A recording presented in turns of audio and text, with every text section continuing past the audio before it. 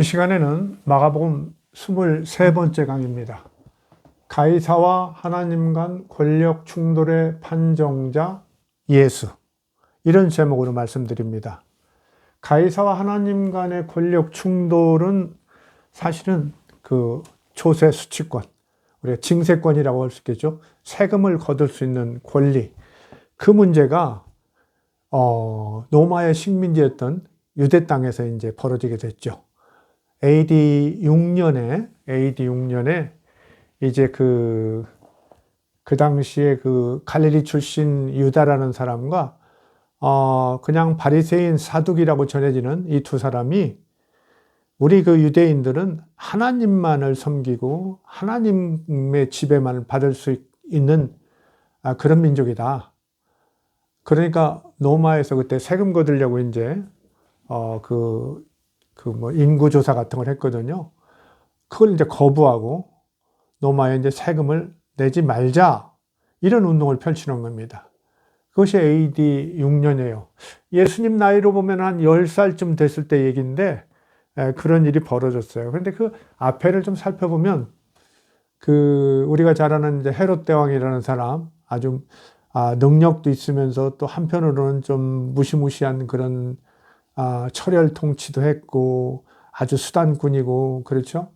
그리고 또 이제 나름의 유다를 크게 번영 발전시킨 사람이 있는데, 그 헤롯 대왕이 그 BC 4년경에 죽었죠.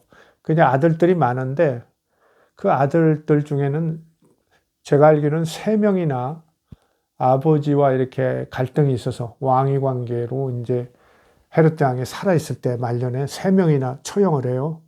아주 그냥 가정사가 사실 참 험악합니다. 비참하고 험악한데, 우리나라 뭐 영조대왕 얘기는 저리 가라죠. 그리고 사실 자기 그 왕비도 한 사람 이렇게 처형하고 이런 거 나오는데, 참 대단한 그 문제가 많은 가정이었죠. 그 왕실 권력이라는 것이 그렇게 비정한가, 이런 생각도 할 수 있는데, 어쨌든 그렇게 뭐 3명이나 왕자가 죽은 다음이지만 또 왕자들이 여럿도 있고 그러니까, 자기가 죽은 다음에 어떻게 이 나라를 이렇게 나눠줄 것인가, 이걸 가지고 이제 노마츠하고, 그때 이제 그 아우구스투스 황제죠. 이렇게 그 상의를 해가지고, 결국 이제 이렇게 나라를 나누는데, 그 중에 이제 제일 많은 부분을 아켈라오라고는 이제 왕자에게 줬어요. 근데 그 아켈라오라는 왕자가 그 민심을 얻지 못했어요. 아주 사람이 좀 아버지 못지않게 좀 잔인한 데가 있고 그래가지고, 백성들이 아주 반발이 심하고 그래가지고, 그 10년 만에, 그러니까 AD 6년에 왕자리에서 이제 쫓겨나게 됐어요. 쫓겨나게 되고, 그 대신 이제 그 아켈라오 왕이 다스리던 지역은 유대, 주로 유대, 사마리아, 이런 그 넓은 지역인데, 그 지역을 이제 로마의 총독, 우리가 이제 유대 총독이라고 하죠. 유다 총독이라고 하는데, 로마가 이제 총독을 통해서 직접 다스리게 됐어요. 그러니까 이제 로마 측에서 인구조사도 하고 이제 세금 거두려고 막 이러니까 유대인들이 반발하는 거죠. 그러니까 유대인들은 이제 로마 총독이 직접 이렇게 다스린다는 데 대해서 찬반이 갈려요. 아주 찬반이 갈립니다. 어떤 사람들은 헤롯 왕의 아들들보다는 낫지 않은가, 그래서 좋아하는 사람도 있고, 더군다나 이제 헤롯 가문이라는 게 정통 유대인이 아니거든요. 이두메라고 그래가지고 이제 귀한 그런 사람이에요. 우리가 잘 아는 이제 성경에 나오는 에서라는 야곱의 형 에서 있죠. 에서의 후예라고는 그 이두메 지역 사람인데, 개종하고 그런 사람이거든요. 그래서 이들 가족에 대해서 유대인들이 이렇게 탐탁지 않게 여기는 면이 있는데, 한편으로는 워낙 수완이 좋고, 로마 또 그때 황제하고 관계가 아주 좋아요. 밀착이 돼가지고 로마의 적극적인 후원을 받고, 그래서 좀 안정된 면도 있었거든요. 그래서 이제 그 헤롯 왕가에 대한 지배에 대해서 찬반이 이렇게 갈리는데, 주로 조금 안 좋은 쪽이 물론 더 많았던 것 같아요. 분위기 전체로 보면은. 그런데 이제 아들이 또 그렇게 잔인하고 그러니까, 쫓겨나니까 어떻겠어요. 유대인들 중에 상당수는 좋아했는데, 그래도 또 이제 로마인, 완전 이방인이라고 할 수 있는 로마인 총독이 와서 지배한다는 데서 상당히 싫어하는 또 그런 사람들이 많이 있었죠. 그래서 그런 갈릴리 유다라는 사람, 그리고 바리새인 사독이라고 전해지는 사람이 바로 우리는 하나님의 지배만 받는다. 그러니까 로마에 세금을 낼 수 없다. 그러면서 이제 인구조사나 이런 데 협력하지 말자. 이렇게 돼가지고 그들의 운동이 이제 AD 6년에 그렇게 시작됐는데 계속돼요. 그게. 사라지지 않고. 그 일종의 이제 독립 정신으로 반 로마 제국의 그 민족주의 그런 어떤 경향을 띠면서 상당한 사람들에게 지지를 받죠. 특히 이제 젊은 층들이 많이 지지를 합니다. 우리가 이제 일제시대 같은데 생각해보면 우리는 좀 실감나게 좀 이해할 수도 있죠.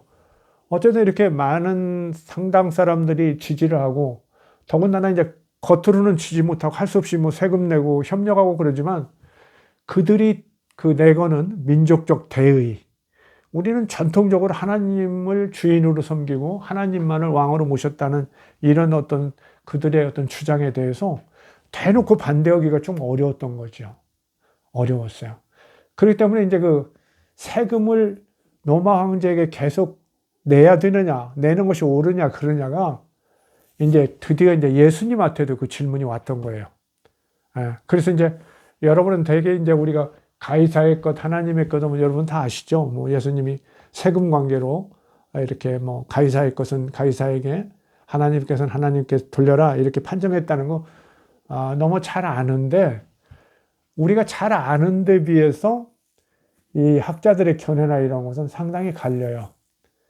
우리가 이제 통상적으로 아는 그야말로 세상적인 것은 뭐 세상 지배자를 인정하면서 가이사에게 돌리고 로마 황제, 그 다음에 또 우리가 하나님을 섬기고 따르고 그에게 돌려야 할 것은 또 따로 있다.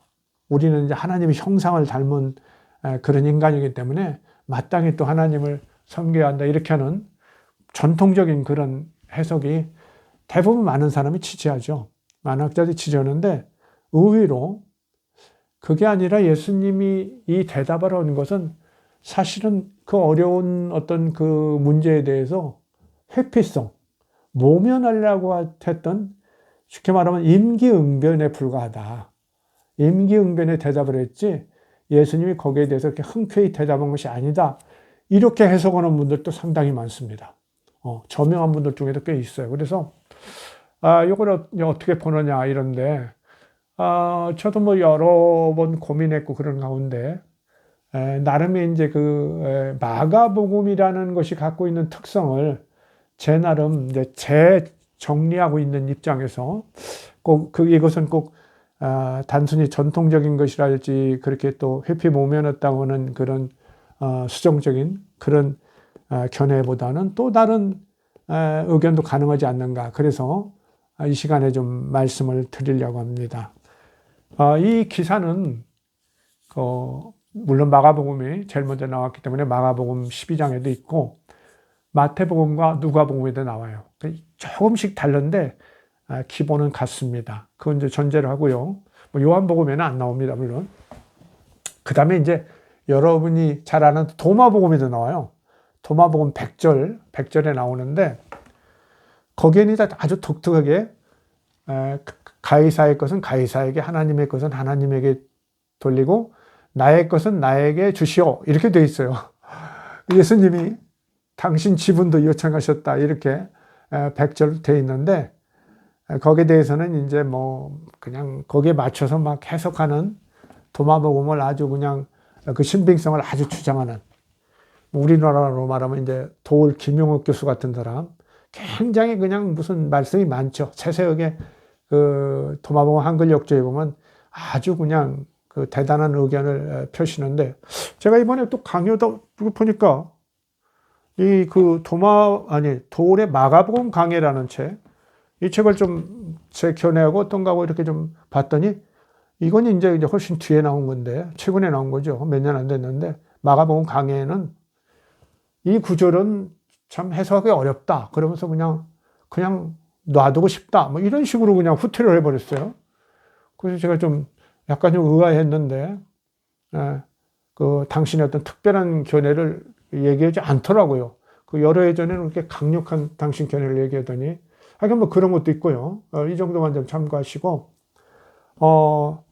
한번 좀 직접 그 구절을 읽어보면서 제가 설명 말씀드리겠습니다. 다 아는 것이라고 생각하는 분들도 있겠지만은 또 모르는 분들도 있고, 제가 또 이렇게 다시 읽어서 그 의미를 밝히면 여러분이 다른 걸 또 만나는 수가 있으니까 주목해 주시기 바랍니다.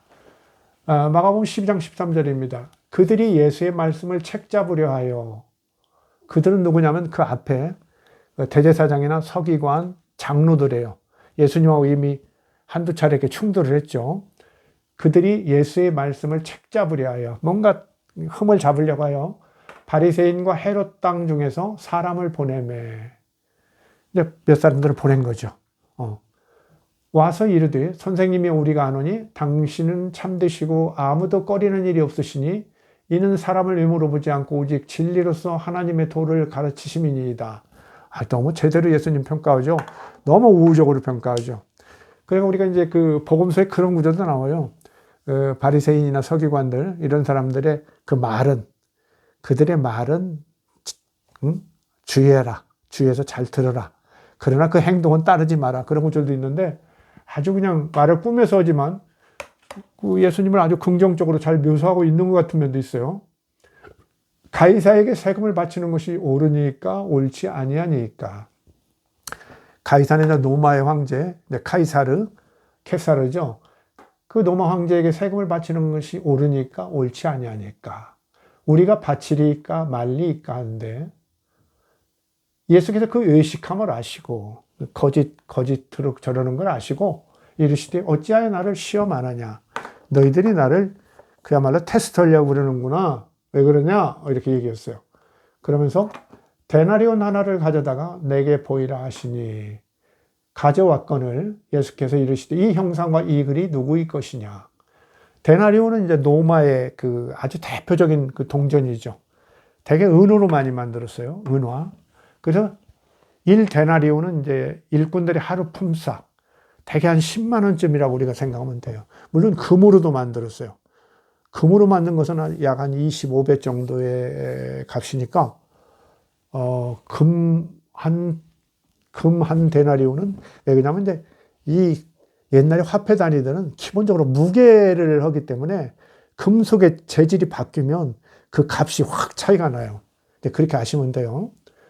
그러니까 이제 같은 무게지만 금하고 은하고 다르니까 25배를 쳐준 거예요. 금으로 만든 데나리온은. 그럼 250만 원 되죠. 그 금 데나리온은 일상적으로 거의 안 썼겠죠. 그렇죠? 그래서 이제 뭐 우리가 이제 그 역사서, 로마의 역사서 같은 데 보면 뭐 황제가 무슨 뭐 재산 같은 거 막 이런 거 할 때, 그 다음에 군인들한테 막 상을 내리고 크게 백성들한테 특별 이렇게 은총을 내리고 그럴 때 그때 금 데나리온이 나오는데 대개는 은 데나리온을 많이 썼죠. 많이 이렇게 했는데 그 데나리온 하나가 약 10만 원이다. 적지 않은 돈이죠. 데나리온 하나를 가져다가 내게 보이라 하시니. 근데 예수님은 뭐 돈도 없나? 예수님 10만 원도 없었을 가능성도 있어요. 그러니까 아마 가룟 유다가 또 따로 갖고 다녔을 수도 있고. 그리고 이제 유대인들은 데나리온을 안 갖고 다녀요. 잘. 전통 유대인은. 물론 뭐 여기 나오는 헤롯 땅, 뭐 이런 사람들은 데나리온 뭐 그런 거 가리지 않았겠지만, 일반 바리새인이랄지, 이런 그 뭐 메세네파랄지 이런 건 물론이고, 일반 유대인들도 율법을 의식하는 사람들은 안 갖고 다녀요. 왜냐하면 거기에 황제의 모습, 형상이 있거든요. 뒤에는 이제 그 당시에 이제 티베리우스 황제인데, 티베리우스의 그 형상이 앞에 있고, 뒤에는 그 어머니의 또 모습이 그려져 있단 말이죠. 그러니까 그 우리가 그 십계명에 나오죠. 나 외에 다른 형상을 만들지 말라 이러기 때문에 돈을 소유를 하지 않아요. 잘 유통도 거의 안 돼요. 그래서 사실 그 유대인들은 일반적으로는 시중에서도 그 두로라고 그 북서쪽에 위쪽에 있는 페니키아 뭐 그쪽이죠. 두로라는 그 도시에서 만든 은화. 아주 그 함량이 좋았다고 그래요. 그래서 그 순수한 은화에 가깝기 때문에 그 신용도가 높아가지고 그 돈을 많이 썼다고 그래요. 근데 그 돈에는 사실 그림이 앞들이 있어요. 그런데도 불구하고 이제 황제 숭배 이런 것 때문에 로마의 그 화폐는 의도적으로 더 피했다는 거죠. 그래서 이제 그 데나리온 하나를 가져다가 나에게 보이라 하는 이유가 이제 안 갖고 계시니까 가져와 봐라 이렇게 한 거죠. 이제 데나리온은 누가 갖고 있겠어요? 이런 헤롯 땅 같은 사람은 도로 가지고 있을 수 있고, 뭐 노마 군인들, 그 다음에 또 이제 그 지역에서 세금을 또 낼 때는, 노마에 낼 때는 그 내야 할 거 아니에요? 그렇기 때문에 뭐 관리들이나 뭐 높은 사람들은 좀 갖고 있을 수 있겠죠. 데나리온 하나를 가져다가 내게 보이라 하시니. 근데 여러분이 이 똑같은 기사가 이제 마태복음 22장에도 있고 누가복음 20장에도 있는데, 마태복음 22장에는 아주 더 좀 아주 정밀한 얘기를 해요. 너희가 세금으로 낼 돈을 가져와 보아라. 이렇게 예수님이 요구하셔요. 데나리온을 가져오라고 덜컥 얘기하지 않고 너희가 세금으로 낼 돈을 가져와 보아라. 그러니까 그들이 데나리온을 가져왔다. 이렇게. 그러니까 이제 마태복음만 해도 이제 그 몇 차 말씀드렸지만은 유대인들이, 유대인 서기관, 율법사, 이런 사람들이 편집을 했다고 보니까 이 사람들은 그 유대 사정을 잘 아니까 그렇게 세금으로 낼 돈을 가져와 보아라. 그러면서 가져온 것이 은 데나리온. 이렇게 이제 모양을, 구성을 그렇게 만들어요. 근데 여기는 제가 누차 말씀드리고 일반적으로도 대부분 주장하는 대로, 학자들이 대부분 주장하는 대로 마가복음은 되게 노마에서 만들었다고 보기 때문에, 노마에서는 데나리온 다 알죠. 이게 이제 여러분이 이걸 꼭 좀 아셔야 하는데, 마가복음은 이제 노마에서 만들었는데 뭐 예루살렘에서도 있고 갈릴리에서도 있고 그렇지 않았어요. 거의 한참 동안은 노마에서만 읽힌 거예요. 아시겠죠? 그 다른 지역으로는 서서히 2세기 막 이런 때 되면 서서히 이렇게 좀씩 나가고, 일부 영향을 이제 그 지도급들 이런 사람들은 영향을 받는 거고, 대부분의 사람들은 마가복음이 나왔다고 그래서 뭐 그냥 뭐 예루살렘에서도 뭐 갈릴리에서도 무슨 뭐 안티옥에서도 막 이런 알렉산드리아 이런 데서 전부 뭐 성경 나왔네 이러고 쓰는 게 아닙니다. 그 지역에 하나의 뭐라고 할까요? 뭐 팜플렛 비슷한 거예요. 아직 성경이라고도 않죠. 마가복음이라고 하지만 그냥 그 마가 신앙 공동체, 그러니까 로마 지역의 교회들이 이렇게 성스럽게 여기는 그런 문서지요. 우리가 지금 말하는 뭐 신약성경 그런 개념은 전혀 아니거든요. 그건 이제 훨씬 뒤에 이제 뭐 그 2세기, 3세기, 4세기쯤 가서 결정되죠. 완전한 성경은.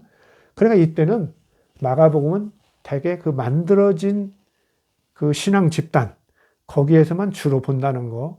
다른 지역에서는 극히 일부가 이제 지도급이나 이런 데서 교류를 하다가 영향을 받고 그러는 거 있지만, 똑같이 이렇게 막 그 우리가 요새 날 교회에서 쓰듯이 그렇게 쓰지는 않는다는 거 우리가 분명히 좀 아셔야겠어요. 그러니까 이건 그 노마 사람들한테 그런 얘기라고 생각하면, 그냥 무슨 세금으로 낼 돈을 가져와라 뭐 이런 거면 막 설명할 일이 많잖아요. 왜 세금 낼 돈을 가져오라고 하시죠? 이러는데, 그냥 데나리온 하면 금방 오잖아요. 응? 결국 데나리온 가져올 건데, 그러니까 이제 마가복음은 바로 데나리온을 지칭한 거예요. 데나리온 하나를 가져다가 내게 보이라 하시니, 가져왔기로 예수께서 이르시되 이 형상과 이 글이 누구의 것이냐 이르되 가이사의 것이니이다. 당시는 이제 예수님이 살아계실 때는 티베리우스, 그죠? 티베리우스 황제인데 2대 황제죠. 그 아우구스투스의 다음 황제네요. 3대라고 하는지 모르겠는데 이건 그 아우구스투스의 아들이죠. 정식으로는 2대겠죠. 그 황제인데, 이 티베리우스 황제의 동전에는 그 한 면에는 이제 티베리우스의 그 모습이 새겨져 있고, 그 주변에 이제 뭐 카이자 티베리우스, 그렇죠? 아우구스투스의 거룩한 아우구스투스의 아들 아우구스투스, 뭐 이런 식으로 돼 있어요. 그리고 한쪽으로 이제 어머니를 신으로, 이제 그 티베리우스가 어머니를 신으로 이제 이렇게 올렸는데, 그 어머니의 형상을 갖춰놓고 거기에 뭐 최고의 제사장 이래가지고 또 써 있고, 그 정도예요. 그런 게 이제 이것이 누구의 형상이냐? 그러니까 가져온 사람들이 이거 황제 가이사의 것입니다. 이렇게 대답했죠. 이에 예수께서 이르시되 가이사의 것은 가이사에게. 아주 명언이죠. 하나님의 것은 하나님에게 바쳐라 하시니, 그들이 예수께 대하여 매우 놀랍게 여기더라. 매우 놀랍게 여기더라. 뭐 기이 여기더라 이렇게도 나오고 그러죠. 가이사의 것은 가이사에게, 하나님의 것은 하나님. 또 동전 가져와 봐라. 이거 누구 형상이니? 가이사의 형상입니다. 그래? 그러면 그건 가이사의 것이네. 그러면 그건 가이사에게 돌려라. 그러면서 바로 하나님의 것은 하나님에게 바쳐라. 왜 그러냐면 예수님은 이 사람들이 무슨 질문을 하는가를 너무 잘하는 거죠. 그건 모르겠어요, 예수님이. 뭐 유대인이 약간의 상식만 있으면 뭐 다 아는 거죠. 이게 흠잡으려고 그러는구나. 그야말로 갈릴리 유다나 이제 이런 사람들이 얘기한 그 사람들이 나중에 이제 젤롯이라고 그러죠. 열혈당. 그들이 젤롯이 돼요. 그래서 그 사람들이 끝내 이제 독립운동을 이끌어가지고 그 유대 전쟁, 유대와 로마의 1차 전쟁은 그 사람들이 어떻게 보면 주도해서 일어난 전쟁이죠. 그런 면이 있어요. 그래서 그 젤롯, 그 열혈당, 열심당이라고 부르죠. 그 가이사의 꽃은 비쳤으니까 이거 뭐 가이사의 꽃이네. 근데 예수님은 너희들이 그 가이사의 것이라고 내가 무조건 가이사에 세금 내는 게 옳다. 그러면 일반 백성들한테 이제 문제를 제기하고 내가 만약에 가이사에게 세금 내는 건 부당하다. 하나님께만 내라. 그러면 어떻게 하겠어요?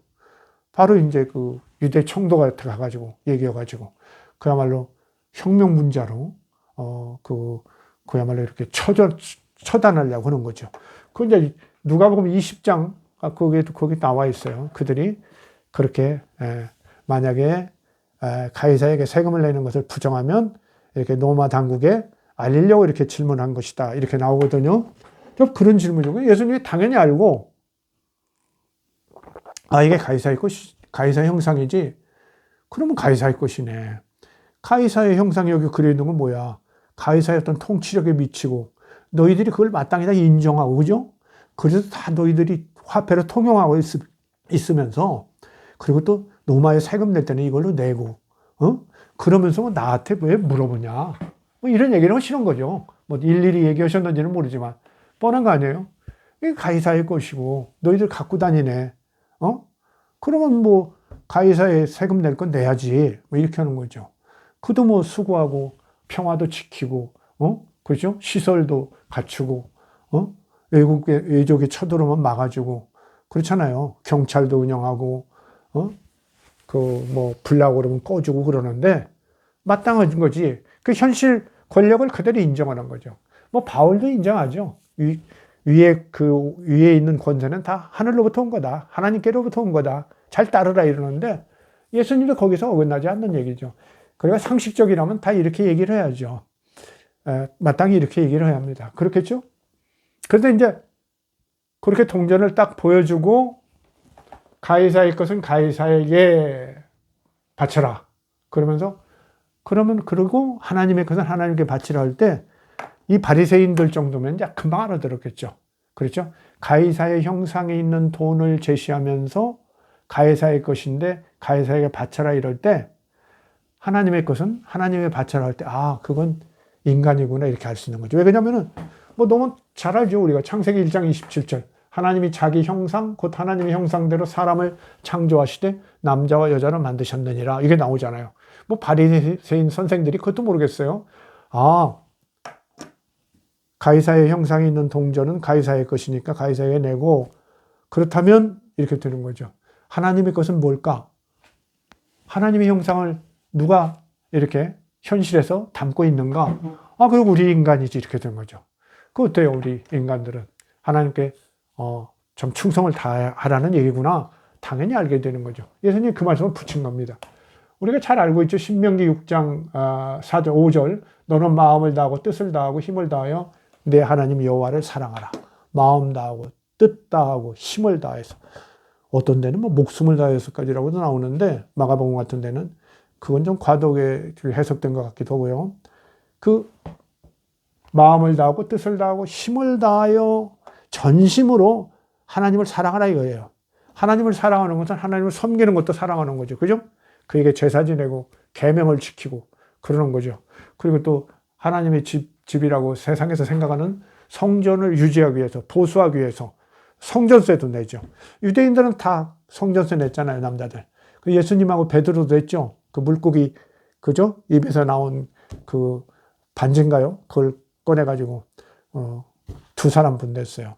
근데 그 당시 성전세는 반세겔이에요. 세겔이라는 것도 이제 처음에는 무게 단위인데 이제 화폐 단위로 바뀐 건데 그 반세겔은 데나리온으로 치면 약 2데나리온.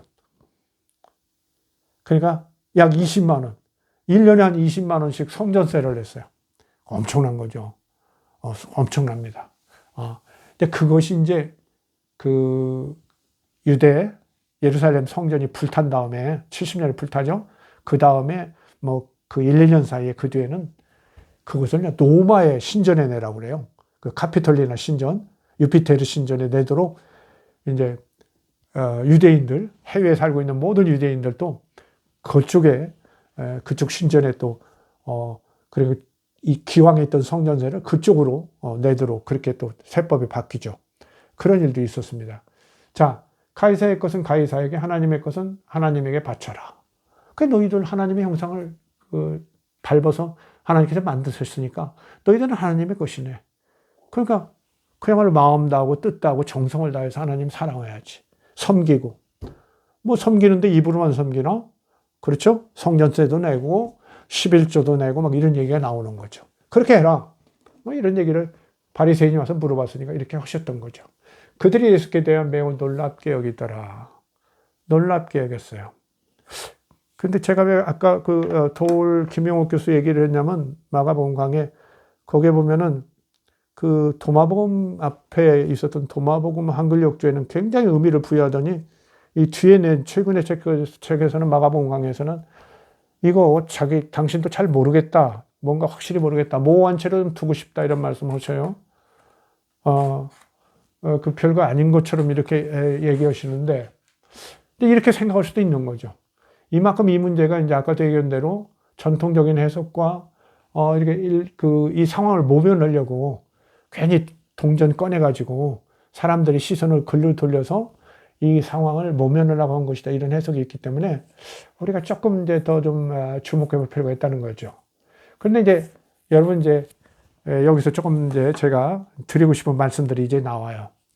첫째는 원래 어떻습니까? 유대 나라는 그 말할 것 없이 옛날부터 왕에게 세금 내고 뭐 당연하게 여겨요. 그 우리가 잘 아는 이제 사무엘상 8장에 보면은 처음에 이제 그 이스라엘 사람들이 사무엘한테 와가지고 이제 그 사사 그 통치 그만하고 이제는 왕을 세워달라고 막 소리치니까 그 사무엘은 섭섭할 거 아니에요. 자기가 이제 마지막 사산하고 있는데 그렇게 하니까 하나님께 기도하죠. 이 백성들이 이렇게 저한테 요청입니다. 어떻게 할까요? 그러니까 그 사무엘상 8장입니다. 여러분이 보시면 아는데 제가 이거 유이신야의 옛날 이 책 썼을 때 여기에 좀 자세하게 그게 써 있어요. 한번 보시면 도움이 될 거예요. 가지고 계신 분들은 저 백성들이 사실 사무엘 너를 싫어해서 그러는 게 아니라 하나님 나를 싫어해서 그러는 거다. 여호와 나를 싫어해서 그러니까 너무 마음 상하지 말라 그러면서 그 대신 백성들에게 이렇게 얘기해라.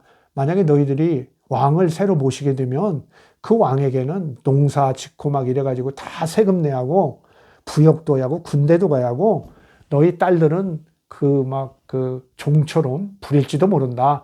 그래도 왕을 하겠느냐, 왕을 섬기겠느냐, 그렇게 물어봐라 그래요. 그러니까 백성들이 그래도 좋습니다. 우리가 섬기겠나이다. 그래, 그러면 할 수 없지. 그러면 왕을 허락해라. 그래서 사울 왕이 처음으로 왕위에 오르는 거예요. 그러니까 성경적 근거로 봐도, 그 다음에 이스라엘의 역사로 봐도 왕에게 세금 내고 뭐 이러는 거, 그 다음에 하나님께 성전에 뭐 11조 내고 이러는 게 아무 서로 이렇게 갈등 충돌이 없었어요. 그 충돌이 없었습니다.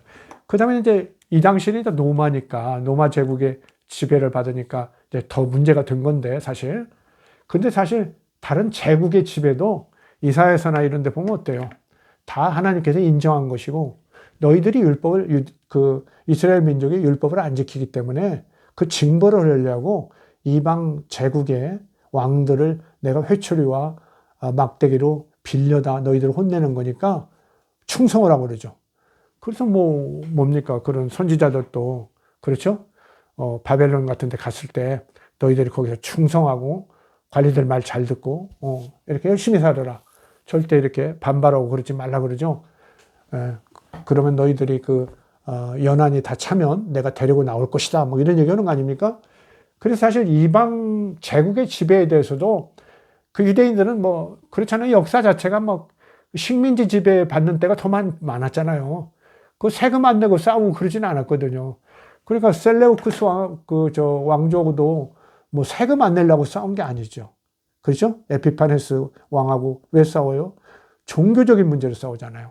종교적 자유를 인정했다가 갑자기 그 종교적 자유를 그렇게 억압하고 회수하고 자기들이 지시하는 신앙을 하라고 그러니까 율법 못 지키게 하고 그러니까 그들이 마카베 항쟁을 일으킨 거 아닙니까? 반발해서.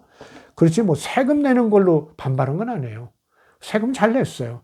그런데 이렇게 아까 얘기한 대로 이제 아켈라오가 물러나면서 실각하면서 유대 총독이 직접 지배를 하면서 이렇게 새롭게 민족주의가 더 고양되면서 막 드러나면서 로마에 세금 낼 수 없다고 막 이러는 운동이 일어나는 거죠.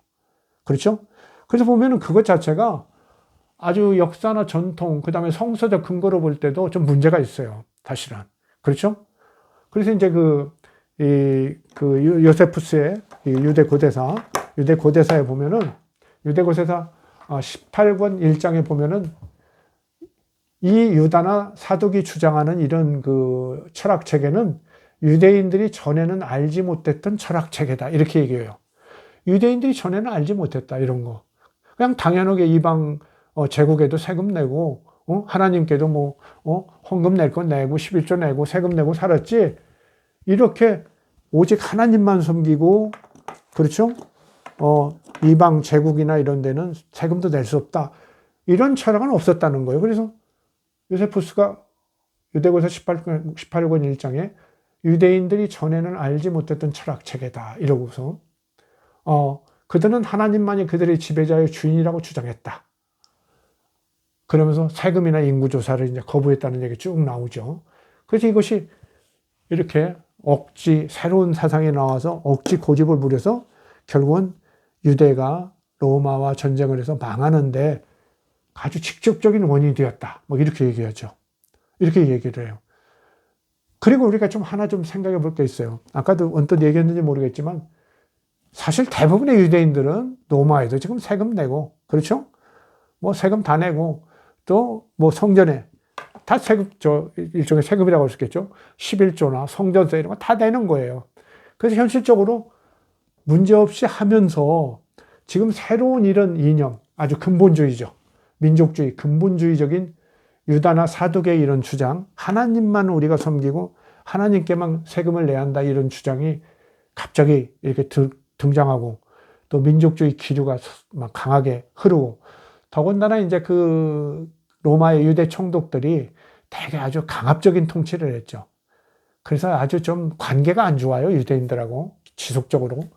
이러다 보니까 이렇게 반로마 제국적인 어떤 민족주의가 자꾸 강화되면서 젤롯이 나중에는 크게 이렇게 성행하고 이런까지 이르는데 이런 상황이 되니까 지금 이런 질문이 갑자기 너무 심각하게 나온 거예요.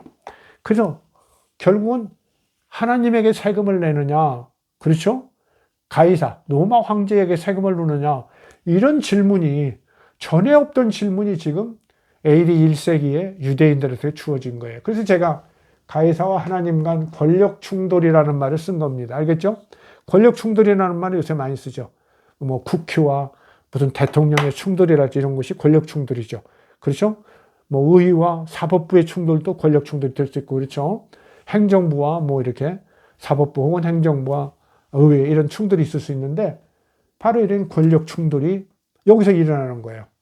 전에는 없었던 것이 딱 일어나서 이것이 지금 예수님한테 왔어요. 근데 왜 예수님한테 왔을까도 우리가 생각해 봐야겠죠.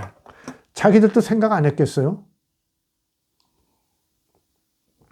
그러나 여기서 우리가 좀 주목할 게 있는데 뭐냐면 지금 예수님께 던져지는 질문은 공개적인 질문이라는데 더 심각성이 있어요. 여러 사람들이 보고 있는데 공개적으로 예수님한테 질문하는 거예요. 어떨까요? 로마에도 세금 내고 몇십 년 냈는데, 그렇죠?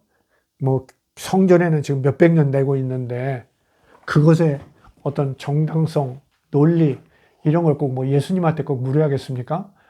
자기들의 어떤 랍비랄지 대제사장한테 물으면 모를까요? 다 나름의 뭔가 의견을 갖고 있을 거예요. 그런데 제가 볼 때는 이 문제가 너무 어려운 문제예요. 현실 로마 황제라는 것은 지금 신을 주장하고 있어요. 다른 시대의 그런 다른 제국의 왕들과는 좀 다르게 자기들이 신이라고 혹은 신의 아들이라고 주장하잖아요. 아우구스투스는 신으로 더 이렇게 올려졌죠. 티베리우스 때니까 티베리우스 황제 때는 당연히 신의 아들 티베리우스 카이저 막 이렇게 나오죠. 그러니까 황제가 신적 지위를 가졌다고 이제 주장하고 그렇게 믿는 상황인데 마침 유대에서 이렇게 하나님만 섬기고 로마 황제에게는 세금을 낼 수 없다. 이런 운동이 벌어지니까 그야말로 가이사와 하나님이 지금 그 권력이 유대에서 충돌을 하고 있는 거예요. 그렇죠. 누가 더 세냐? 누가 더 셀까요, 여러분? 여러분은 마땅히 대부분 종교적 심성을 갖고 있고 친기독교적 그런 생각을 갖고 있다면 그거야 하나님이죠 이럴 거예요. 그런데 예를 들면 헤롯 땅 같은 사람은 어떨까요? 헤롯 일파. 헤롯 일파들도 하나님을 늘 찾아요. 막 찾고 하는데 율법 같은 거 지키다가도 자기들이 뭔가 불편하면 안 지켜요. 그 다음에 로마 거하고 충돌하면 로마 편을 드는 그런 경우가 많아요. 그리고 이제 그 헤롯의 그 아들들이랑 보면은 교육 같은 것을 유대에서 율법 교육 시키지 않고 어려서부터 로마로 다 보내서 로마식 교육을 시켜요. 로마식 교육을. 그리고 그들은 뭐 이렇게 막 그 도시도 건설하고 무슨 뭐 형상 같은 것도 막 만드는데 머뭇거리지 않고 그 다음에 이제 율법을 어기고 뭐 자기 뭐 동생의 처하고도 막 결혼하고 막 이런 일이 벌어지는 거죠. 그렇죠? 가까운 막 건치는 같은 것도 벌어지고. 그래서 상당히 문제가 많이 돼요. 그 이제 요세푸스 일대고대사 보면 헤로드 일가의 어떤 그 반율법적 행위, 이것 때문에 굉장히 비판적으로 쓰고 있거든요. 제가 뭐 일일이 여기서 얘기할 수 없습니다만은 그런 상황이에요.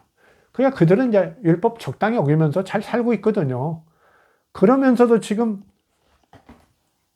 그 다음에 바리새인들은 어떠냐? 바리새인들은 원칙적으로는 하나님 우위를 생각하겠죠. 당연히 하나님이 창조주시고 우리의 또 유일한 하나님이시다 이렇게 주장하면서 이렇게 할 텐데 그러면서도 바리새인들은 뭐예요? 지금 헤롯 일파하고 협력하는 거예요. 그러니까 바리새인들은 다 한 가지 색은 아니에요. 알겠죠?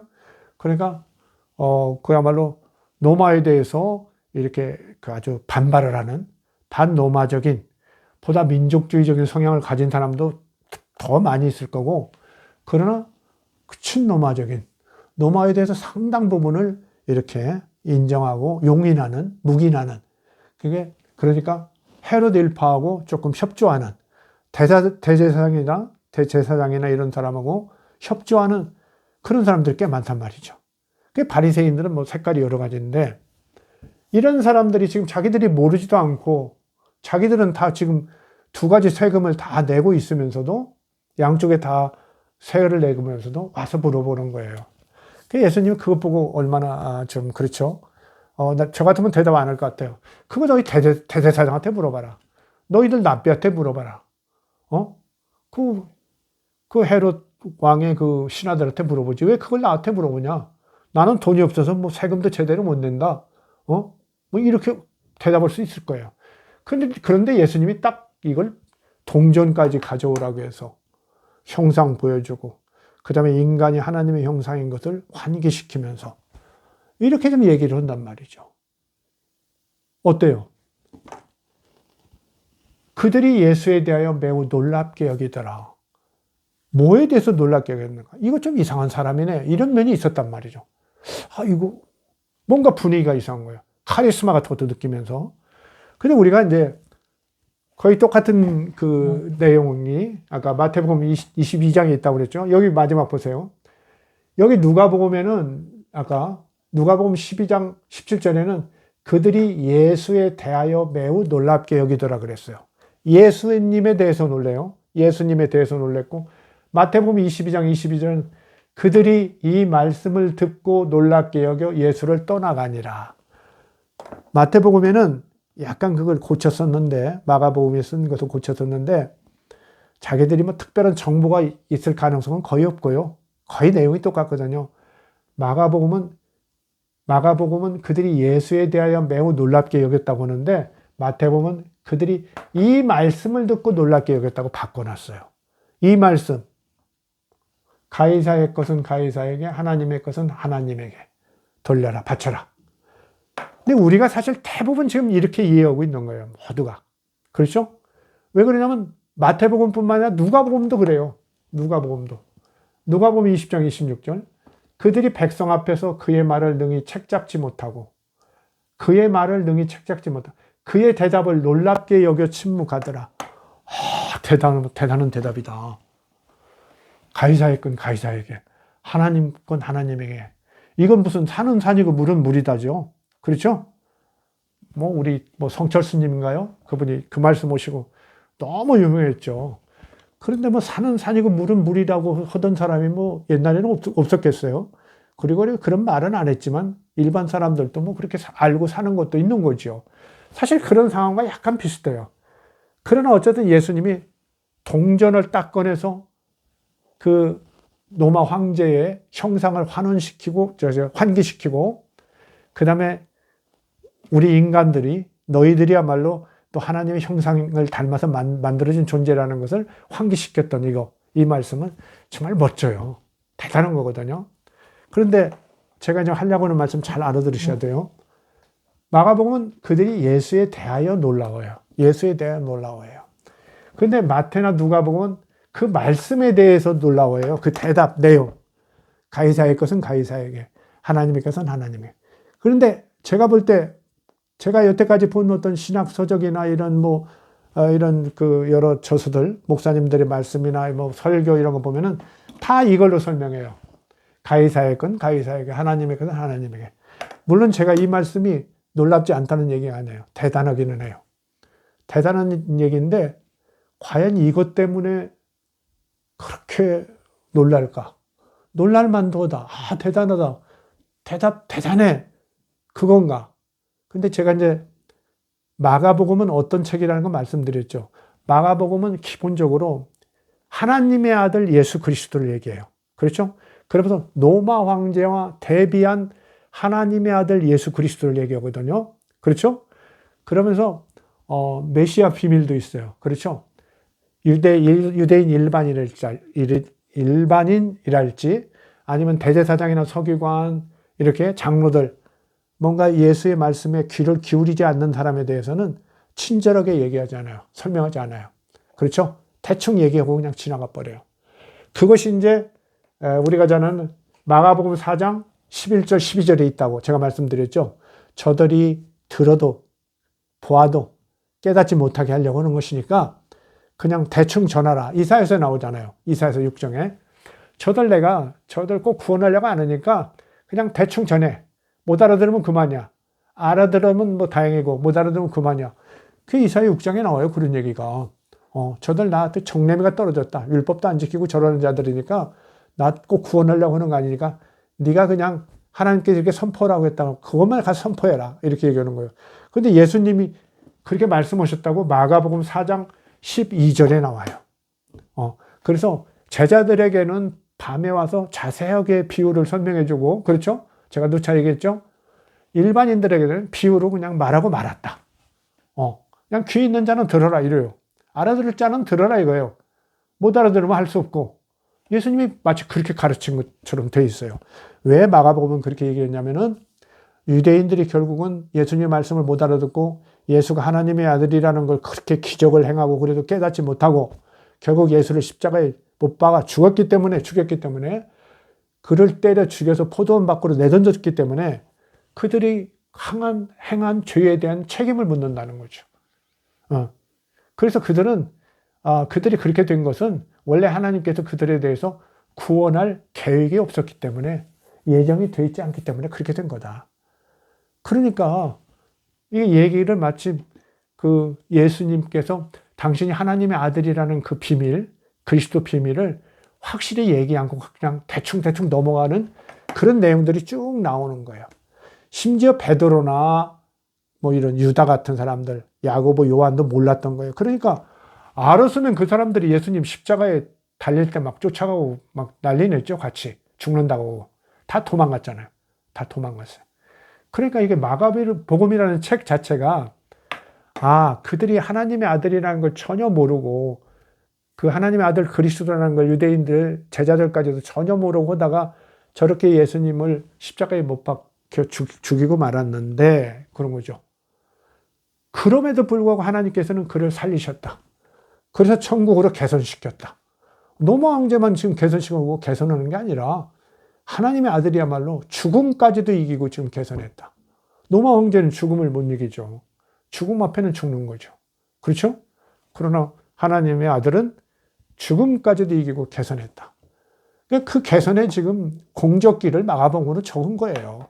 너무 어렵게 생각할 거 없어요. 나중에 얘기할 것이 벌써 툭 튀어나왔네요. 자, 그래서 마태나 누가도 마가의 참 마음을 잘 몰랐어요. 이들은 요 가이사의 것은 가이사에게, 하나님의 것은 하나님에게, 요것 때문에 이 바리새인과 헤롯 당들이 꼼짝 못하고 갔다고 생각해요. 대부분의 목사님들, 신학자들 대부분 다 그렇게 생각해요. 그리고 어떤 분들은 그냥 모면하려고 동전권에서 딴짓했다. 왜 대답 안 했으니까 그냥 가이사에게 세금 내는 것은 옳다. 그러다 얘기해야지 왜 안 했냐 이거야. 그러나 동전 다 보여주고 가이사의 것은 가이사에게, 하나님께서는 하나님께 드리라고 하는 거, 이거 보여줬는데 그 바리새인들이 그걸 눈치 못 챘겠어요? 그렇잖아요? 우리들 대부분도 다 눈치채는데 그건 아니죠. 이건 가이사에 세금 낼 건 내고 하나님께 낼 건 내라는 거죠. 그렇죠? 그렇게 보야지. 그런데 이유가 있어요. 사실 이렇게 정말 요새날 신학자들도 이게 예수님이 이걸 모면하려고 직접 정확하게 표현하지 않았다 이렇게 볼 만큼 마가는 지금 메시아 비밀을 적용해서, 편집 원칙을 적용해서 이렇게 그걸 드러나지 않게 써놨어요. 마치 비유의 말처럼. 그 눈치 없는 사람은 못 알아채요. 그 눈치 없는 학자들은 그거 못 알아채요. 세금도 많이 안 내보고 그렇죠? 그 세금 공부 안 해본 사람은 못하는 사람이 있습니다. 그렇죠? 아주 못도 못 박는 학자도 있는 거니까요, 당연히. 그렇죠? 자, 가이사의 것은 가이사에게, 하나님의 것은 하나님에게 내라는 것을, 그 질문에 대한 직접적인 대답이 아니라고 생각할 만큼 마가는 사실은 메시아 비밀을 발동해서 알게 모르게 썼다 이 말이에요. 알게 모르게. 아는 자들은 알고 모르는 자에게는 모르게. 지금 이렇게 썼어요. 더군다나 이제 더 중요한 얘기를 제가 좀 할게요. 요새 최근에 이제 어떤 그 깨우침이 확실히 있어서 하는 얘기인데, 그들은 예수에 대하여 놀라워해요. 마태나 누가는 예수의 그 대답에 대해서 놀라우는데 그들은 예수에 대해서 매우 놀랍게 생각해요. 달라요. 원어도 찾아보면 달라요. 예수 자체에 대해서 놀라워해요. 그러면 그의 대답은 예수에 대하여에 비하면 어때요? 부분적인 거예요. 예수에 대하여 놀라움에 비해서 예수의 말씀에 대하여 놀라는 건 부분적이라는 것이래요. 알겠죠? 그러니까 마태나 누가복음의 저자는 마가가 지금 이해하고 있는 것을 다 이해하지 못하고 있어요. 마가의 그런 편집 원칙이나 메시아 비밀 같은 걸 다 이해를 못해요. 이해를 못해가지고 부분적인 얘기를 하는 거예요. 바로 우리 대다수의 사람들이 하듯이 가이사의 것은 가이사에게, 하나님의 것은 하나님에게 바치라. 이것에 이 명대답, 산은 산이고 물은 물이다라는 이런 명대답 같은 이런 대답에 다들 그러네 이렇게 얘기하는 거예요. 그런데 제가 최근에 그 일관되게 얘기하는 마가복음은 그야말로 로마 황제와 그 어떤 대비한 그 하나님의 아들 예수 그리스도, 그야말로 천국의 하나님의 아들이니까 황제죠. 이 땅의 황제고, 그렇죠? 영적인 황제 예수 그리스도의 어떤 개선식, 이 땅에서의 그 공적을 그 마가복음으로 적어놨다고 생각해 보세요. 그렇죠? 갈릴리로부터 그 공적을 막 귀신들 다 이기고 뭐 그렇죠? 자연 현상도 다 막 이기고 병자들 다 막 낚이고 막 그러죠? 그다음에 끝내는 죽음까지도 이기고 그 공적기를 적어놨다고 생각하면 어떠냐? 여기도 그런 장면이 있다는 거예요. 그 마가는 지금 예수의 말씀에 대해서 놀란 걸 얘기하는 게 아니라 예수에 대해서 놀란 걸 얘기하는 거예요. 왜 예수에 대해서 놀랬을까 그들이? 한번 생각해 보세요. 예수의 대답에 또 놀랬지만 예수의 대답 너머에서도 놀랬단 말이죠. 왜 놀랬느냐? 바로 이제 다시 한번 얘기할게요. 이건 아주 공개적인 변론이에요. 여러 사람들이 있는 데서 이렇게 공개적으로 벌어져요. 이렇게 당시 아주 민감하게 로마 측에서는 어떻게 생각하는 줄 알아요? 그 유대 그 신앙, 유대 하나님을 그냥 그들이 믿으니까 인정해 주는 거예요. 그냥 미신 같은 걸로 인정해 줘요. 그렇죠? 그래서 이제 아우구스투스도 뭐 그러죠. 자기 손장가가 유대 지나가는데 유대 그 성전에 예배를 드리지 않았다 그러니까 잘했다고 그랬다고 하잖아요. 그런 얘기도 나오죠. 물론 그 황제보다 낮은 사람은 또 신전에 성전에 와가지고 뭐 막 소 같은 거 바치고 제사도 지내고 그러지만은 그들이 볼 때는 자기들의 그 어떤 그러니까 뭐 유피테르 신이랄지 이런 자기들의 신에 비해서는 아무리 뭐 유일신이라고 하지만 그건 저 작은 민족의 자기들끼리 하는 미신 같은 신학으로 생각하는 거예요. 그 유대의 미신 막 이런 말 쓰고 그러죠. 그렇게 씁니다. 역사서 같은데. 그래서 아주 그들은 형편없이 이렇게 내려다보고 있어요. 그런데 왜 존중을 해주냐? 유대인들한테도 세금 받고, 그렇죠? 유대인들이 충성하고, 조공 바치고, 그러면 됐지. 뭐 그들이 뭘 섬겼건 어쩌건, 그게 뭔 상관이냐 이거예요. 이건 페르시아 제국부터 내려온 제국주의 통치 방법이거든요. 그걸 그대로 쓰는 거예요. 사실 그래서 인정해 주는 거죠. 그러면 뭐 유대인들 막 와서 세금 내고 또 선물 바치고 헤로도 안 가는 막 얼마나 충성을 하는데요. 얼마나 손을 많이 바쳐요. 그런 걸 보여주고 있단 말이죠. 그러니까 뭐 그들이 별로 신경 안 써요. 그런데 이쪽 유대인들로서는 심각한 거죠. 유대인들은 유일신 전통적인 하나님을 유일한 주를 섬기는데, 그렇죠? 로마 황제가 신을 주장하고 이러는데, 세금 내는데, 세금이야 뭐 전통적인 왕들한테도 내고, 제국의 그런 황제들한테 냈기 때문에 내는데, 마치 이제 그 로마 황제들이 그 자기를 신성화하고 막 이러니까. 그런 분위기가 고조되는데, 더군다나 이제 유대에서 그런 어떤 그 반로마적인, 그러면서 하나님은 여호와 하나님만, 그러니까 그 유일신 여호와 하나님, 자기들의 이스라엘의 하나님만 정말 유일한 참신이라고 얘기하면서 그 지배만을 인정한다고 나오니까 얼마나 민감해요. 그래서 이런 대제사장, 뭐 바리새인 이런 사람들, 그 다음에 헤로드 일가 이런 사람들은 너무 심각한 문제예요. 예민한 문제예요. 그 제가 볼 때는 자기들끼리 뭐 수근수근 얘기는 했겠지만 공개적으로 그것을 논란하거나 변론하거나 그런 적은 거의 없었다고 봐요. 그거 뭐 그렇게 공개적으로 논란을 했으면은 당연히 대부분의 사람들 알고 예수님도 아실 텐데 벌써 몇십 년 지난 일이니까 20여 년 지난 일이니까 그 시작된 게 사상운동이 시작된 게 20여 년 지났거든요. 거의 30년 되는데 그거 모르겠어요. 그 질문거리도 안 되는 거죠.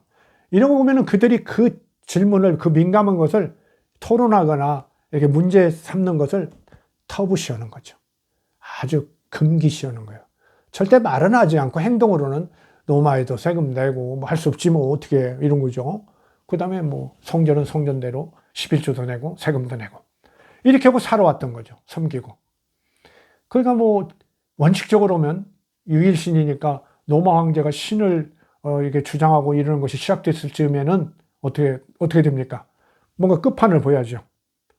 더 로마 황제를 섬길 것인가, 우리가 싸워서 끝장을 낼 것인가 이래야 하는데 아직 그렇게는 않고 있단 말이에요. 현실적으로. 누가 그걸 하겠어요? 그게 이제 무르익어 가지고 결국은 그 666년, 66년, 죄송합니다. 66년에 그 유대와 로마의 이런 이제 전쟁이 정식으로 벌어지는데 이데올로기적으로 그게 큰 직접적인 역할을 한 거죠. 그렇단 말이에요. 그러니까 이 즈음, AD 한 30년경에는 지금 이건 누구도 서로 공개적으로 얘기하기 어려웠단 말이죠.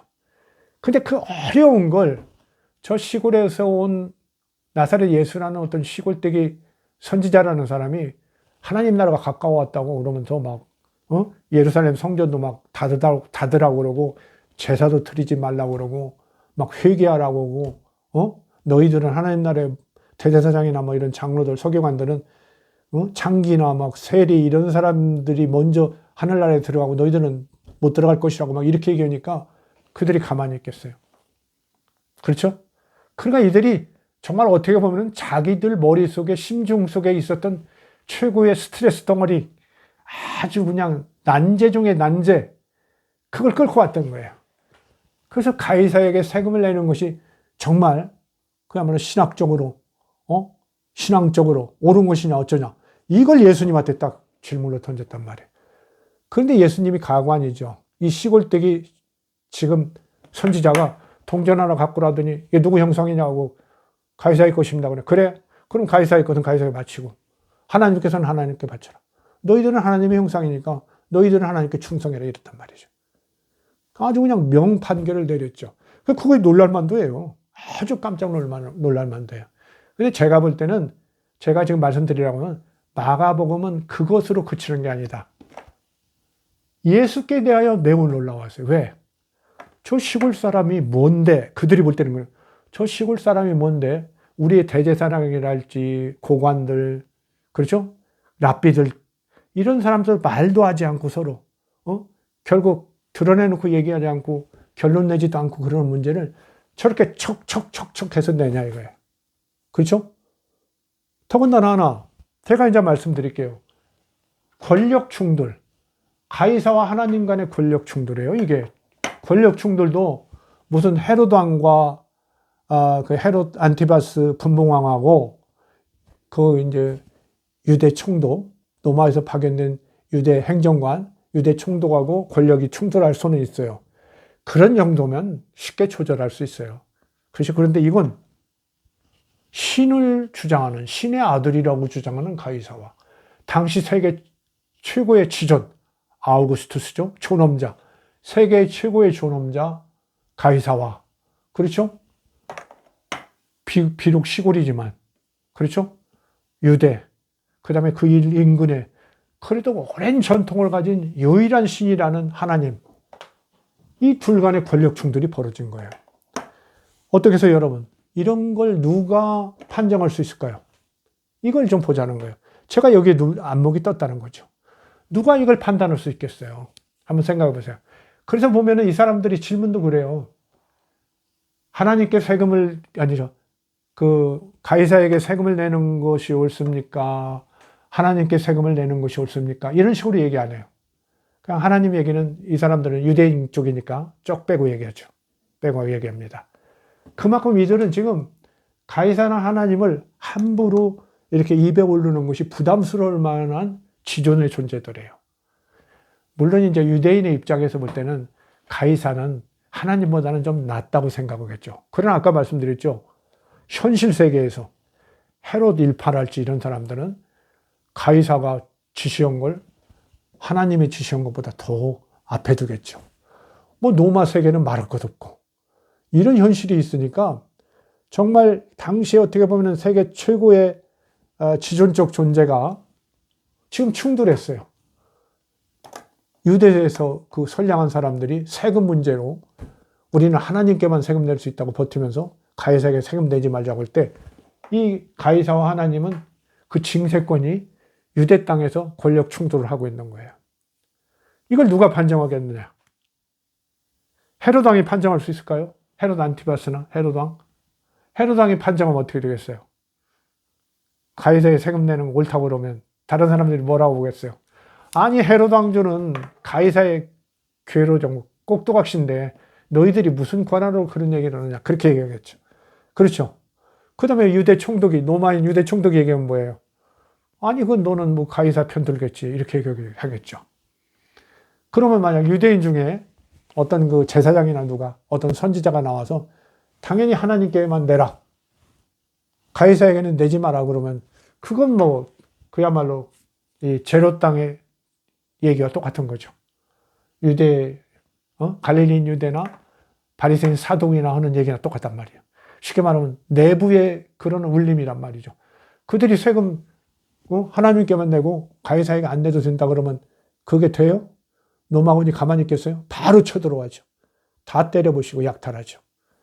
그 노마 군대라는 건요, 여러분이 그걸 아셔야 하는데, 노마 군대는 약탈하기 위해서, 노획물을 얻기 위해서 늘 두리번거리는 사람들이에요. 친구도 없어요. 아무리 뭐 같이 친하게 지내다가도 뭔가 그 문제가 있으면, 틀거리만 있으면, 법적으로 문제가 있으면 막 가서 그냥 다 때려부시고 약탈을 해버려요. 왜? 노마 군인이라는 건 약탈에 의해서 부자가 되고 살아가는 사람들이에요. 노마 장군들도 그렇고. 그걸로 돈을 모아가지고 정치 세력을 움직이고 막 그러잖아요. 그렇죠? 황제도 되고. 그렇기 때문에 노마군들은 그야말로 봐주는 거 없습니다. 만약 유대가 세금 낸다고 다 약속해놓고 안 낸다. 하나님께만 내야 한다. 안 된다. 그러면 그대로 쳐들어와서 다 때려부시고 막 다 잡아다가 노예로 팔고 그러죠. 그냥 끝내버리는 거예요. 그러니까 그런 건 대답 하나 많아요.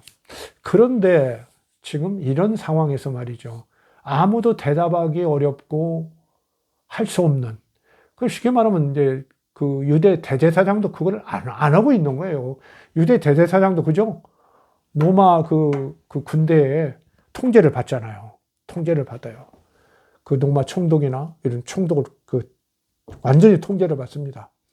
이러기 때문에 아무도 못 오는데, 이거 갈릴리에서 온 시골 선지자라는 사람이 와가지고 뭐 회개하라, 천국이 가까웠다 이러면서 성전 장사도 못하게 하고 돈도 바꾸지 말라고 하고 돈 바꿔야 되는 건데 그러면서 막 운영을 금지시키고 막 이러고 난리를 피우는 거예요. 그러니까 이제 이 사람들이 물어봤는데 예수님이 뭔가 회피하고 도피는 모면할 줄 알았는데 웬걸 딱 이렇게 대답하는 거예요. 정식으로 대답한 거예요. 예수님이 회피나 모면하려고 대답했다는 건 복음서를 잘못 이해하는 것이라고 저는 거의 봐요. 그런 것들은 거의 이제 잘못됐다고 보면 돼요. 예수님은 적어도 마가복음 기준으로는 예수님은 하나님의 아들이에요. 그리고 도대체 생각해 보세요. 세상 권력이 무서워서 회피나 모면을 하려고 하는 사람이면 십자가를 안 받아요. 그렇죠? 아니 뭐 당당히 얘기하고 십자가 결국 받았는데요. 물론 뭐 인간이니까 움찔움찔은 했지만은 결국은 십자가를 받았어요. 죽음하고 맞섰는데 그분이 뭘 모면을 하고 책임을 회피하려고 뭐 동정권에서 딴짓하고 뭐 그래요? 그렇습니까? 뭐 그 가늠하다 잡혀온 여자 뭐 글 쓰고 그러는 것이 뭐 시간 벌려고 그런 거예요? 그냥 사람들 가면 그냥 말 않고 끝내려고? 그런 거 아니거든요. 예수님은 죽음과 정면으로 부딪히신 분이에요. 그러니까 모면이나 회피 이런 식의 설명들은 그런 해석들은 잘못됐어요. 아무리 유명한 분들이라도 여러분이 그런 책 볼 때는 재고하시기 바랍니다. 거의 제가 좀 그건 뭔가 생각이 그렇게 거의 생각이 듭니다. 그래서 그들은 이 시골뜨기 이 사람이 도대체 누군데 자기가 하나님의 선지자라고 이러면서 그를 따르는 사람은 메시아라고도 하고 뭐 하나님의 아들이라고 하고 뭐 세례 요한이 죽었다 살아났다고 하고 엘리야라고도 하고 별 얘기가 다 많은데 저 사람이 도대체 뭔데 저렇게 우리의 대제사장이나 우리의 납비나 우리의 그는 분봉왕이나 누구도 하기 어려운 하나님과 가이사와 하나님 간의 권력 충돌의 문제에 뭐 동전 하나 꺼내가지고 딱 얘기하면서 대답을 딱 해버린단 말이죠. 가이사의 것은 가이사에게, 하나님께서 하는. 누가 하겠냔 말이에요, 이런 얘기를. 누가 할까요? 사실 제가 볼 때는 그것 때문에 놀랬다고 봐요. 그게 더 놀래, 전체적으로. 그 카리스마에, 그 위엄에, 그 권세에 놀린 거죠. 그 권세.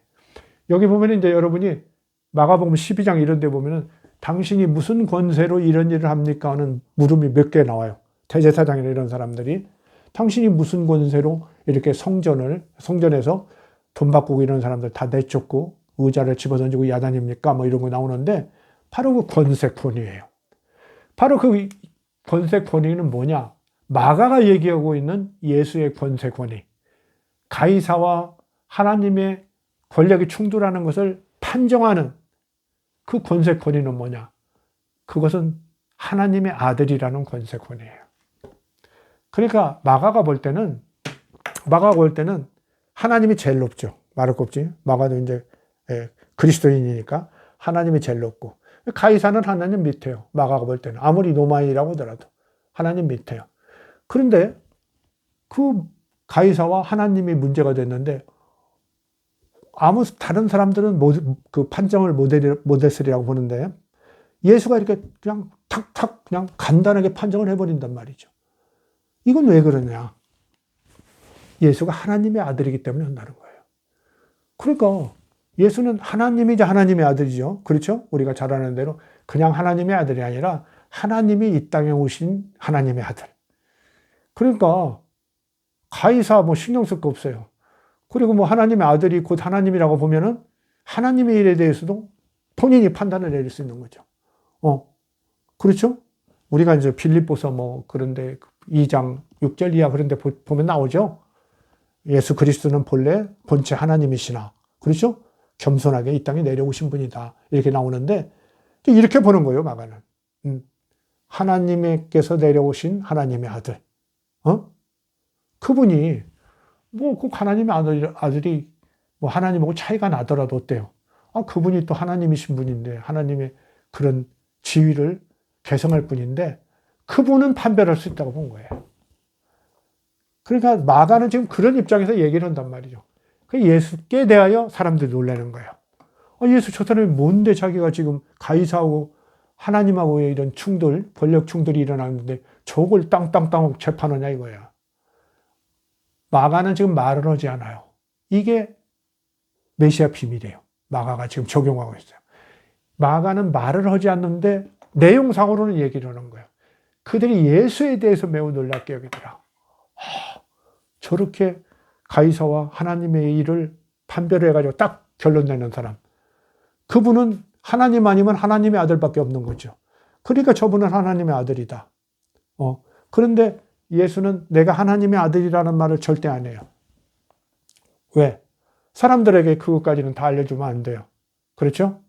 그들 다 구원하려고 온 건 아니라는 거예요. 마가복음 입장에서는. 그렇죠? 구원해 주지도 않을 사람들인데 쉽게 말하면 믿지도 않을 사람들인데 그들한테 그런 하늘 비밀, 자신의 비밀을 신의 비밀이잖아요. 신의 비밀을 다 고주할 매주할 할 필요가 없다는 거예요. 그냥 이렇게 판결만 내리고 시침이 뚝 되는 거예요. 근데 어쨌든 그 사람들은 놀랬어요. 이걸 사람들 많은데 공개적으로 이렇게 어려운 질문을 절대 대답 못하리라고 생각했는데 회피하리라고 생각했는데 쩔쩔매리라고 생각했는데 딱딱하고 산은 산이고 물은 물이라고 딱 끝내버리고 그러니까 뭐에 놀래요? 그 말씀에도 놀라지만 제가 볼 때는 말씀보다는 그 예수의 권위에 카리스마에 놀라는 거예요. 저 사람이 뭔데? 하고 이렇게 놀라는 거예요. 아시죠? 그런데 마태복음 22장 22절과 누가복음 20장 26절은 그 말씀에 놀랬다고 씀으로써 마가가 쓰려고 했던 하나님의 아들 예수 그리스도의 권위로서 그것을 보고 저 사람들이 놀랬다는 그 어떤 의미를 마태복음이나 누가복음은 놓쳤어요. 아시겠죠? 그래서 마가복음은 이렇게 예수 그리스도가 정말 하나님의 아들 예수 그리스도다. 그래서 그는 이 땅에서 그 가이사와 하나님의 어떤 징세권이 충돌되는 거기에 대해서 이렇게 단순 명쾌하게 아주 시원하게 정확하게 이렇게 재판을 내리셨다. 절대 이거 모호한 얘기가 아닙니다. 모호한 것처럼 마가가 이렇게 윤색을 했을 뿐이지 내용적으로는 오늘날 대다수 사람들도 이해하는데 그 당시 그 유대인 바리새인들 현장에 살고 있고 맨날 그것 때문에 고민하고 민감해 있는 사람들이 이거 모를 리가 없단 말이죠. 그것이 대답이 되니까 이 사람들이 꼼짝 못하고 가죠 일단. 그러면서 저렇게 우리를 꼼짝 못하게 이렇게 말씀을 하시는 저분이 누구냐? 거기에 놀랬다는 거예요. 예수에 대하여 놀랬어요. 아시겠죠? 그래서 가이사와 하나님 간 권력 충돌의 판정자 예수라는 거 우리가 이걸 오늘 좀 정리해 봅니다. 사실 그때 그 헤로드 왕의 아들 세 사람이 이제 처형당하는 중에 그 첫째 아들이 처형당하면서 하는 얘기 중에도 그런 재밌는 얘기가 있죠. 자기가 그 자기 아버지를 얼마나 위하는지 이런 것을 위하는 것은 하나님과 가이사만이 알고 계신다.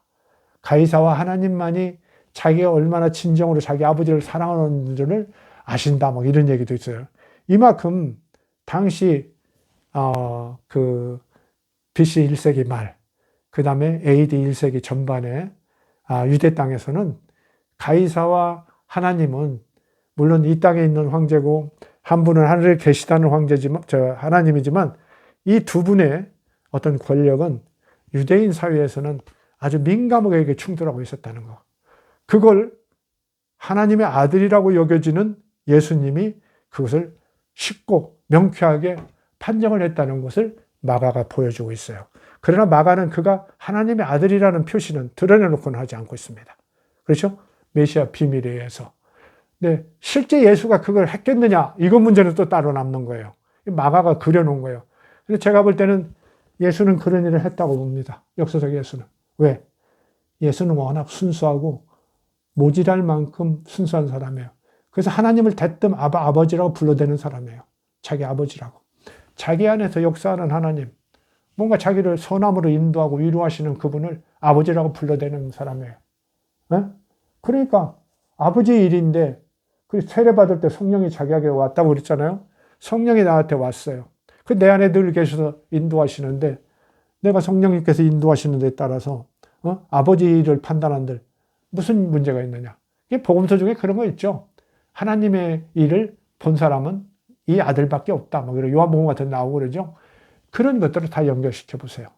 그래서 이게 마가복음의 이 구절은 그 가이사의 것, 하나님의 것을 돌려드리라는 거기에 감격이 멈추는 게 아니라 예수라는 사람의 그 카리스마, 그 권세, 정말 도저히 인간으로서는 할 수 없는 그 판정을 이렇게 자연스럽게 해대는 그 시골뜨기 그 선지자 앞에 바리새인과 헤롯 당들은 놀라서 달아난 거죠. 그게 오늘의 이야기입니다. 그래서 마가복음의 메시아 비밀에 아주 뭐랄까요, 고난도 적용이라고 할까요? 그런 어떤 사례로 여러분이 보시면 될 겁니다. 감사합니다.